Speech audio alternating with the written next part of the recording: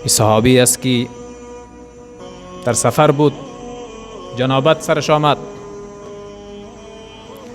وقتی که صبح شد تیمم کرد و اندیوالای خود نماز داد، امامت هم کرد. و پیامبر صلی الله علیه و سلم خبر داده شد و این صحابی خودش خبر داد. پیامبر صلی الله علیه و سلم میره خواست که چرا آبم بود، جنابت سر تو آمد و باز تیمم کردی و باز نماز دادی، دیگران هم نماز دادی و امامت کردی، چرا؟ گفت یا رسول الله من ترسیدم، اگر غسل میکردم خوف مرگی ما بود، ترس داشتم، از این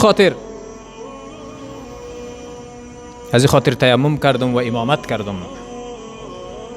و این آیه مبارکه را در استدلال خودی صحابه خواند که الله در قرآن میگه لا تقتلوا انفسکم ان الله کان بکم رحیما. نفسهایتان قتل نکنین، خدا به شما بسیار مهربان است. و پیامبر صلی الله علیه و سلم تبسم کردند، یعنی قول این صحابه را تایید کردند.